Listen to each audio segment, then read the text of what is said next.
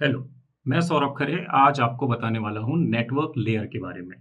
Network layer OSI model का तीसरा layer होता है और इस लेयर का काम होता है लॉजिकल एड्रेस को फाइंड आउट करना और उसके थ्रू अपने किसी भी पैकेट को डेस्टिनेशन तक लेके जाना।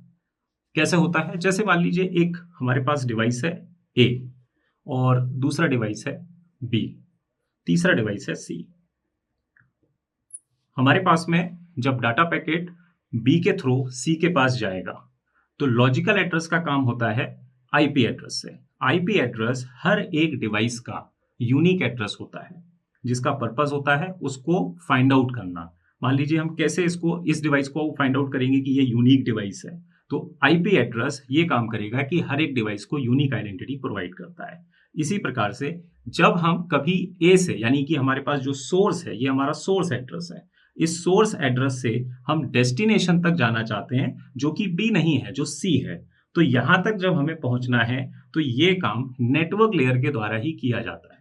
अगर हम बात करें कि क्या हम बी को भी डेस्टिनेशन मान सकते हैं क्योंकि बी के थ्रू ही पैकेट जा रहा है, तो ऐसा नहीं है। बी के थ्रू पैकेट जाएगा लेकिन वो डाटा लिंक लेयर में काम हो जाता है। नेटवर्क लेयर हमेशा डेस्टिनेशन के लिए वर्क करता है। वो बीच के जितने भी नोड्स होंगे, जितने भी डिवाइस होंगे, उनके लिए कोई काम नहीं करेगा। तो पैकेट फॉरवर्डिंग का जो मैकेनिज्म है वो इस लेयर का पार्ट होता है। इसके बाद सोर्स से डेस्टिनेशन की जो वर्किंग है उसके अंदर अगर कोई भी इशू है तो एरर डिटेक्शन का काम है, पैकेट फॉरवर्डिंग का काम है, या हम फ्लो कंट्रोल का वर्क देखें, ये सारा का सारा वर्क भी इसी लेयर के अंदर होता है। और हमारे पास सोर्स से डेस्टिनेशन तक जब ये टास्क परफॉर्म हो जाता है तो नेटवर्क लेयर की जो वर्किंग है वो कंप्लीट होगी। एक इसका मेन फंक्शन है जो कि राउटिंग में ही इस्तेमाल करना हुआ। जैसे मान लीजिए हमारे पास कई और डिवाइस हो गए, ये ए बी सी के अलावा बीच में और भी नोड्स हो सकते हैं, यहाँ पर एक्स्ट्रा नोड भी हो सकते हैं कई सारे, और इन नोड्स के द्वारा भी हम डेस्टिनेशन तक पहुंचना चाहते हैं।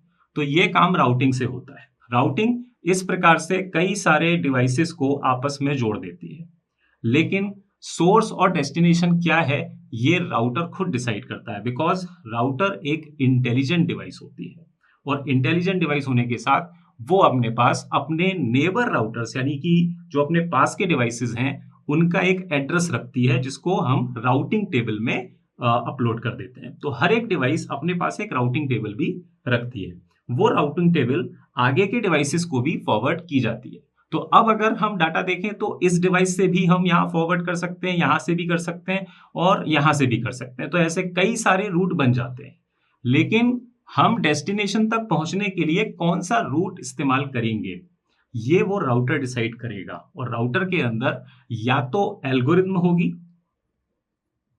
या फिर एल्गोरिथम से रिलेटेड कोई प्रोटोकॉल होगा। तो एल्गोरिथम या तो हमारे पास शॉर्टेस्ट पाथ की कोई एल्गोरिथम है या उसके लिए हम स्टैटिक या डायनेमिक राउटिंग भी इस्तेमाल कर सकते हैं।